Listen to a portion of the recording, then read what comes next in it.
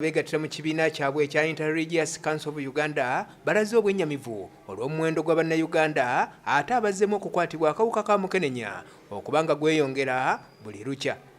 Okusinziira ku kunoonyereza kwa Minisitule y'ebyobulamu, abantu 15 buli lunaku be bafuna akawuka ka mukenenya so nga abafa buli lunaku bali 54.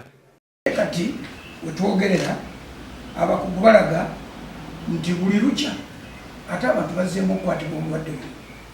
Kati abantu 15 bakwatibwa akawuka kano akaleeta mukenenya buli lunaku. Katukiddemu abantu 15 mu Uganda bakwatibwa obulwadde buli lunaku.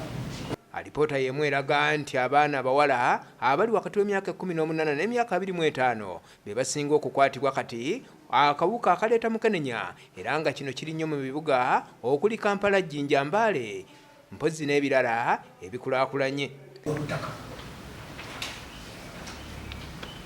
Wano juzi kyazuuliddwa nti mu myezi 6 egiyise abasawo Embalala bazudde abantu 10 abakakwatibwa obulwadde mu malwaliro agali mu Mbarara district.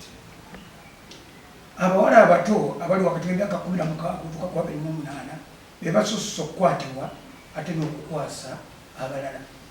Bano kati baagala ate gavumenti eveeyo n'enteekateeka empya mweneeyita okulwanyisa akawuka akaleeta mukenenya, era nga nabo kennyini ku mulundi guno tebaagala kusuulwa muguluka. Bazadde tubasaba nabo basseeyo omutima ku baana baabwe, babayigirize nga bakyalina waka engeri y'okusaba ekitiibwa obulamu, ate era babayigirize okwewala okweyingiza mu nsonga zino ez'okwegadanga nga tebannatuuka kufumbirwa era nga tebannabakubayira. Tukubiriza abavubuka n'abantu abakyali abato mwefuge ensonga zino muziveeko okutuusa nga mutuuse ebyobuseefu mu lujjudde naddala over the weekends, era nga ebiduula ebyo bisansanidde ekibuga kyonna ate n'ebibuga ebyo byonna ebyogeddwako. N'olwekyo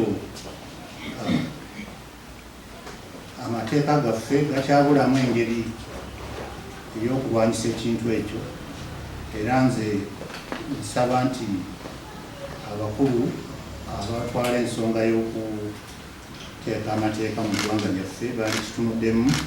Ssaabalabirizi w'ekkanisa ya Uganda nga y'omu ku beetabye mu lukuŋŋaana lwe batuuzizza okutegeeza ensi ebigenda mu maaso, agambye nti beewuunya nnyo n'okulaba nga Paalamenti essudde etteeka erikwata ku mwenge eryali lireeteddwa lye baali balowooza nti linaayambako mu kulwanyisa ekirwadde kya mukenenya, nti kubanga abantu bangi bamala okwesiwa amagengere mwattu tebeefaako.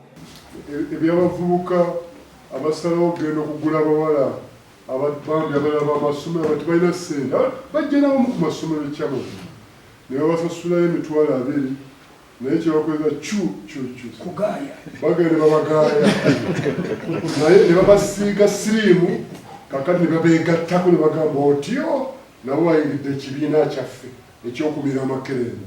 Kale bannange obutalumirwa balala kibi nnyo, naye n'ekirala yunivasite okuba nti waliwo zipate abaana ne bazina ne bakola batya bwereere kumpi ne bafulira omwo obulwadde. Eriisa erimu netutunuza erirala kubanga ssente zetufunye mu musolo eziva mu kampuni zezikola omwenge zijja kubeera nga zijja, naye ate abantu nga balwala nga batukiwulidde nti abantu 15 buli lunaku be balwala, ate abantu 54 buli lunaku be bakola ki, be bafa. Ono era ayagala n'ebiduula ebisusse mu bibuga eby'enjawulo ne mu ggwanga lyonna nabyo bitundulwemu eggwanga bwe liri akulwanyisa akawuka ka mukenenya.